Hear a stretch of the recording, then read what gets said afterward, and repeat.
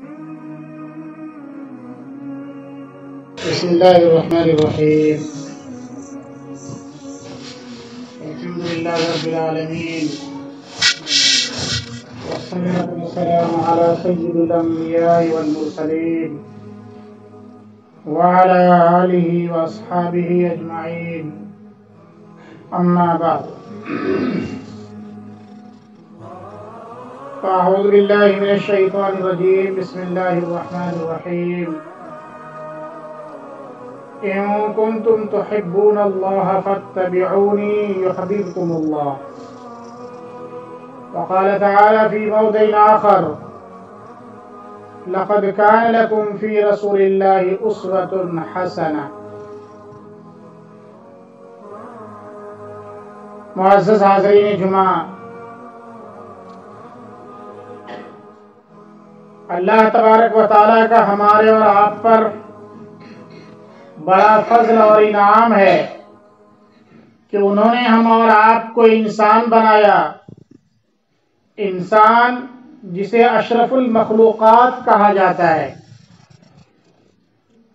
جتنی بھی مخلوقات اللہ نے بنائی ہے، اللہ نے پیدا فرمائی ہے، ان تمام میں سب سے زیادہ اشرف، سب سے زیادہ اکرم، سب سے زیادہ باعزت، سب سے زیادہ عظمت والی مخلوق انسان ہے۔ اللہ نے فرمایا: وَلَقَدْ كَرَّمْنَا بَنِي آدم، ہم نے اولاد آدم کو یعنی کہ انسانوں کو مکرم بنایا، مشرف بنایا، معظم بنایا، عزت والا بنایا، عظمت والا بنایا۔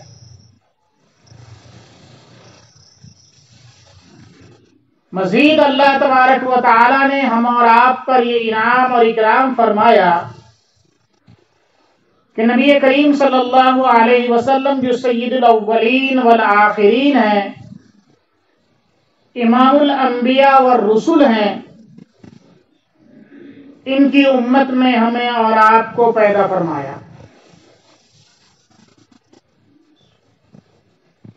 جس نبی کی سیرت، جس نبی کی زندگی کے احوال و قوائف ولادت سے لے کر کے دنیا سے رخصت ہونے تک کے حالات، نبوت سے پہلے اور نبوت کے بعد مکی زندگی اور مدنی زندگی کے حالات آپ نے مسلسل 3 مہینے بلکہ اس سے زائد سے سماعت کیا۔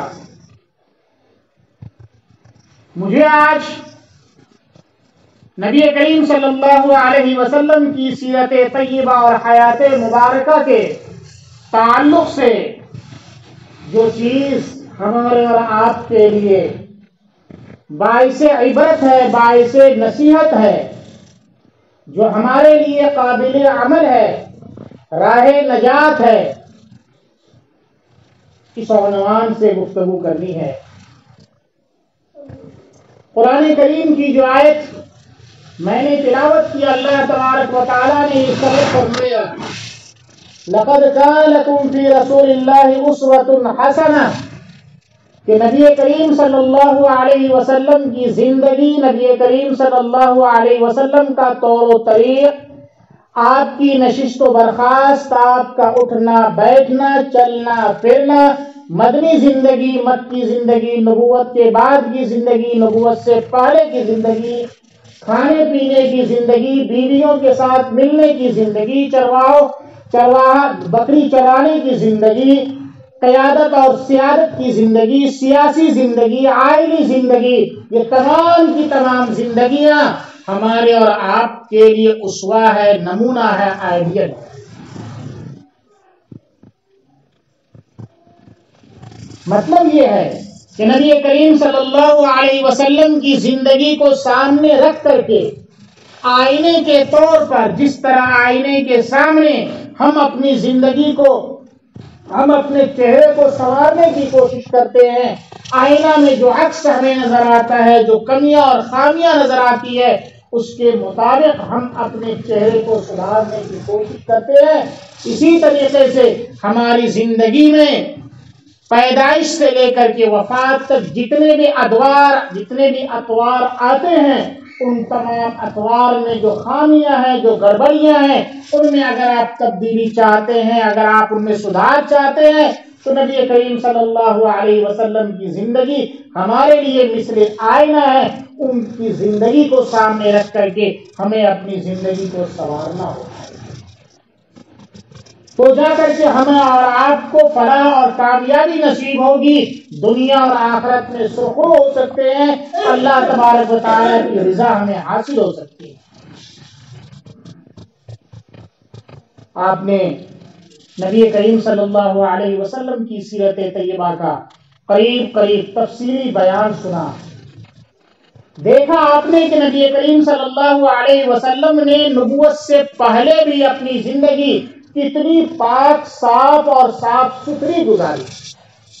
اسی وجہ سے جب نبوت آپ کو ملی اور مشرکین نے آپ کی نبوت کو ماننے سے انکار کیا، تو آپ نے فرمایا، اللہ نے اس کا اعلان کیا ہے، یا میں تمہارے درمیان 40 سال تک زندگی نہیں گزارا؟ 40 سال کی ایک طویل زندگی میری تمہارے سامنے میں ہے، تم یہ بتاؤ کہ میری زندگی میں تم نے کہاں فالٹ پایا؟ کبھی تم نے مجھے جھوٹ بولتے ہوئے دیکھا؟ کبھی تم نے مجھے دغا بازی اور دھوکے بازی کرتے ہوئے دیکھا؟ کبھی تم نے مجھے کسی کی زمین چھینتے اور غصب کرتے دیکھا؟ کبھی تم نے مجھے کسی کو غالب غلوچ کرتے ہوئے دیکھا؟ کبھی تم نے کسی بڑے کی گستاخی اور چھوٹے پر بے رحمی اور زیادتی کرتے ہوئے دیکھا؟ تو جو شخص اتنی صاف و شفاف زندگی دنیا کے لوگوں کے سامنے میں گزار سکتا ہے، وہ یقینی طور پر اللہ کی ذات اور اللہ کے قول اور اللہ کے عمل کے سلسلے میں کبھی بھی جھوٹ نہیں بول سکتا۔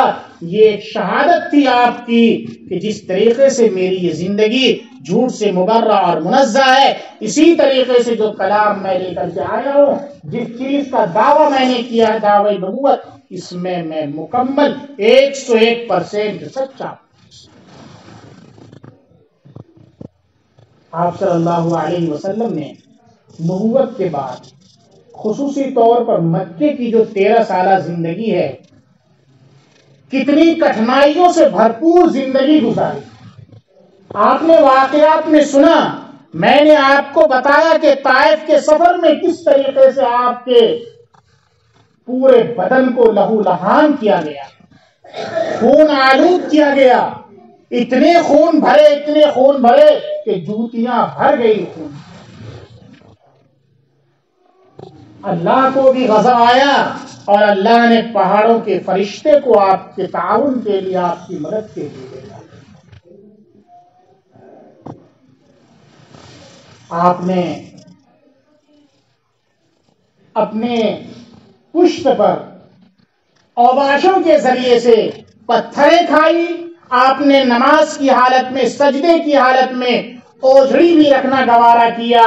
لوگوں نے آپ کے گلے میں چادر کا پھندا لگا کر کے آپ کو گھسیٹا۔ احد کے میدان میں آپ نے خود کی کڑیاں اپنے رخساروں میں گھسوائی اور اپنے دندان مبارک شہید کروائے اور نہ معلوم کیا کیا تکالیفیں برداشت کی۔ ان سب چیزوں کا مقصد صرف اور صرف ایک تھا، وہ یہ کہ اللہ کا دین کس طریقے سے محفوظ رہے، اللہ کا دین کس طریقے سے پھیلے اور پھلے اور پھولے، کس طریقے سے اللہ کا پیغام بندگان اللہ تک، بندگان خدا تک اللہ کا پیغام پہنچے۔ اتنا فکر مند رہا کرتے تھے، اتنا فکر مند رہا کرتے تھے کہ اللہ نے آپ کو منع کر دیا، لعلک باخع نفسک علی الا یؤمنوا بہذا الحدیث اسفا۔ ایسا لگ رہا ہے کہ آپ ان لوگوں کی فکر میں، جب یہ لوگ ایمان نہیں لا رہے ہیں، پگھلا دیں گے، اپنے آپ کو فکر میں گھلا دیں گے، اپنے آپ کو فکر میں آپ ہلاک کر دیں گے۔ اتنی چنتا کرنے کی، اتنی فکر کرنے کی آپ کو کوئی ضرورت نہیں ہے۔ اللہ روک رہا ہے آپ کو۔ آپ مسلسل ان لوگوں کے پیچھے پڑے رہتے تھے. ایک ایک آدمی کے گھروں پہ آپ نے 100 سے زائد مرتبہ دستک دی ہے. تب جا کر کے اللہ نے فرمایا لست علیہم بمسیطر، کیا آپ ان کے اوپر مسلط نہیں کیے گئے ہیں؟ آپ کو داروغہ بنا کر کے نہیں بھیجا گیا ہے کہ آپ ہر حال میں ان کو ایمان میں داخل کرتے ہی کرتے. انما انت منذر، آپ کا کام تو صرف پیغام پہنچا دینا ہے، لوگوں کو تبلیغ کر دینا ہے، لوگوں کو جہنم کے عذاب سے ڈرا دینا ہے. باقی مانے نہ مانے یہ ان کا کام.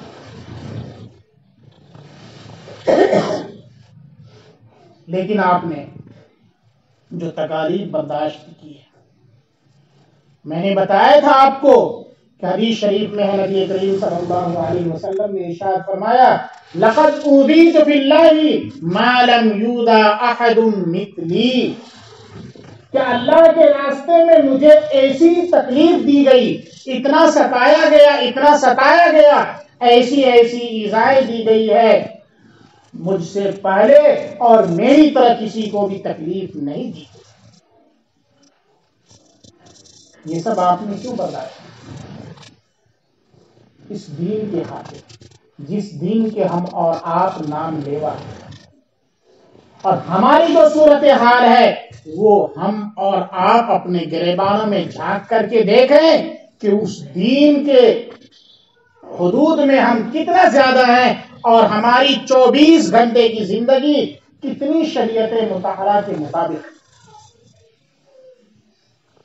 صبح سے لے کر کے شام تک، شام سے لے کر کے صبح تک مکمل 24 گھنٹے کی زندگی کا جائزہ لیں تو ہر موڑ پر ہم اللہ کے نافرمان نظر آتے ہیں.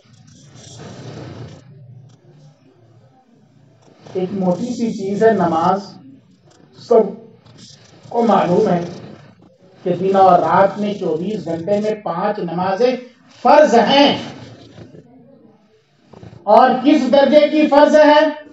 حدیث شریف میں آتا ہے من ترک الصلاۃ متعمدا فقد کفر، کہ جس شخص نے جان بوجھ کر کے نماز چھوڑ دی وہ کافر ہو گیا، دائرے ایمان سے خارج ہو گیا.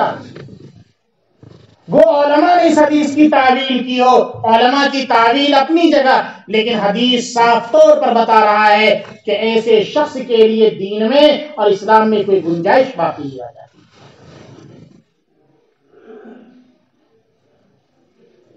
ائمہ میں سے امام احمد رحمہ اللہ کا مسلک تو حدیث کے بالکل مطابق ہے کہ جو شخص نماز نہیں پڑھتا وہ ایمان سے خارج ہو گیا، مرتد ہو گیا. وہ کتنی گھناؤنی بات ہے. ہم میں کا کتنا شخص، کتنے افراد ہیں، کتنا پرسنٹیج اور کتنا فیصد ہے جو نماز پڑھتے ہیں. یہ تو ایک عام چیز ہے. جمعہ کے لیے جو بڑے اہتمام سے لوگ آ جایا کرتے ہیں، ایسا لگتا ہے کہ جمعہ کا اجر اس سے کہیں زیادہ ہے. ٹھیک ہے، جمعہ ہفتے کی عید ہے، اپنی جگہ خصوصیات کا حامل ہے، سید الانبیاء، سید الایام ہے، تمام دنوں کا سردار اس کو کہا گیا. آپ جمعے کے لیے اتنا اہتمام کریں اور 5 نماز کے لیے آپ کو اندازہ اگر لگائیں گے 5 نماز کے لیے مشکل سے آپ کو 50 منٹ کا وقت ہے. آپ 50 منٹ کا وقت 24 گھنٹے میں فارغ نہیں کر سکتے، اور وہ بھی کس کے لیے؟ آپ کے اپنے فائدے کے لیے کہا جا رہا ہے. یہ نہیں کہ اللہ کی کبریائی اور بڑائی میں، اللہ کی عظمت میں آپ کے سجدہ ریز ہونے کی وجہ سے، آپ کی نماز پڑھنے کی وجہ سے اللہ کی عظمت میں کچھ اضافہ ہو جائے.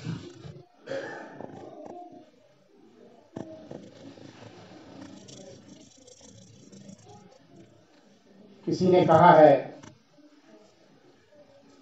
مسجد تو شب بھر میں بنا لی ایمان کی حرارت والوں نے، مسجد تو شب بھر میں بنا لی ایمان کی حرارت والوں نے، من اپنا پرانا پاپی تھا برسوں سے نمازی بن نہ سکا.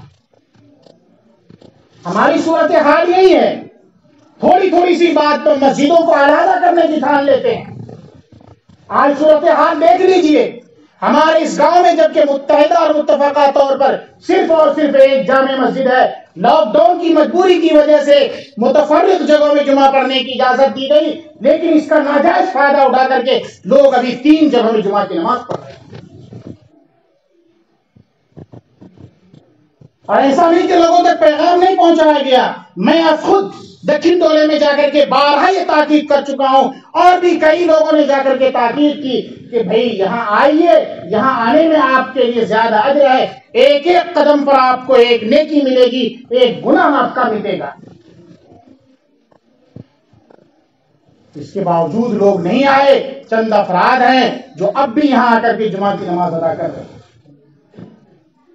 اور یہاں پڑوس میں دیکھ لیجئے کیا ضرورت ہے یہاں جمعہ کے قیام کرنے کی، اس وقت کوئی جواز نہیں نکلتا اس کا۔ ٹھیک ہے، جب مجبوری تھی لوگوں نے گھروں میں بھی جمعہ کی نماز پڑھی ہے، بھلے ہمارے اس محلے میں نہ پڑھاؤ، لیکن ہم نے خود لاک ڈاؤن میں مدرسے میں رہتے ہوئے کمروں میں جمعہ کی نماز ادا کی ہے۔ مجبوریوں کے شرائط، مجبوریوں کے واقعہ احکامات الگ الگ ہوا کرتے ہیں۔ اتحاد اور اتفاق کی، اجتماعیت کی شریعت میں اتنی زیادہ تاکید ہے، آپ صلی اللہ علیہ وسلم نے فرمایا من شذ شذ فی النار، کہ جو آدمی جماعت سے علیحدہ ہوگا، منفرد ہونے کی کوشش کرے گا، وہ جہنم میں جائے گا۔ جماعت کو توڑنا، اتحاد اور اتفاق میں دراڑ ڈالنا، یہ شریعت کی نگاہ میں بالکل ہی نامنظور ہے اور بہت ہی بڑا گھناؤنا فعل ہے، بغاوت تسلیم کیا جاتا ہے۔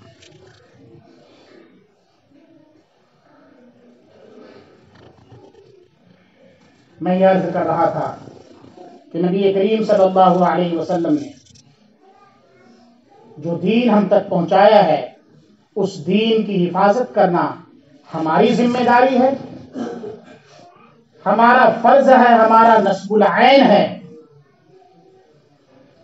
نبی کریم صلی اللہ علیہ وسلم کی پوری زندگی کو ہمیں آئیڈیل اور نمونہ بنا کر کے اپنی زندگی کو سنوارنے کی فکر کرنی چاہیے، تبھی جا کر کے ہم اور آپ کامیاب اور کامران ہو سکتے ہیں۔ آج یہ ماڈرن زمانہ ہے، جدت پسندی کا دور ہے۔ آپ دیکھ رہے ہیں جن سے لوگوں کو محبت ہوتی ہے، چاہے وہ محبت اس کے فن کی وجہ سے ہو، یا محبت اس کے چہرے اور حسن کی وجہ سے ہو، یا محبت اس کے اخلاق و کردار کی وجہ سے ہو، فلم ایکٹروں سے لوگوں کو محبت اس کے فن کی وجہ سے ہے، حسیناؤں سے محبت اس کے حسن کی وجہ سے ہے، کرکٹروں سے محبت اس کے عمل کی وجہ سے ہے۔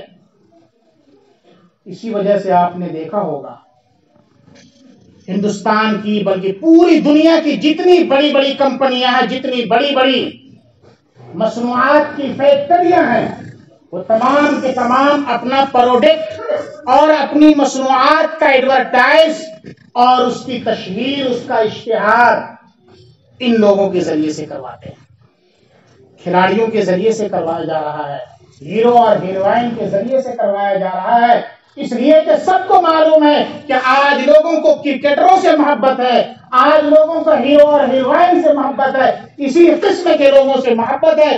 یہ جو کچھ کریں گے ان کے محبین، ان کے عاشقین اندھا بھکت ہو کر کے وہی عمل کریں۔ آج سے کئی سال پہلے ممبئی میں شاہ رخ خان نے عید کے موقع پر وہ رومال لیا، بڑا والا رومالی، بتانے والوں نے بتایا کہ عید کی رات ہوتے ہوتے پورے ممبئی میں رومال بکنا ختم ہو گیا، شارٹ ہو کے مل نہیں رہا تھا۔ ایسا لگا کہ کتنا زیادہ اجر مل جائے گا اس کے اس عمل میں۔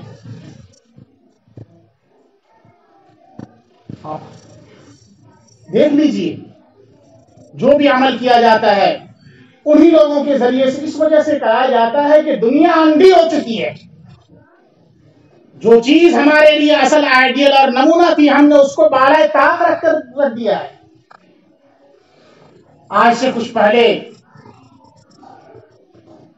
ملک کے پردھان منتری نے سوچھ ابھیان چلایا تھا، صفائی مہم چلائی تھی،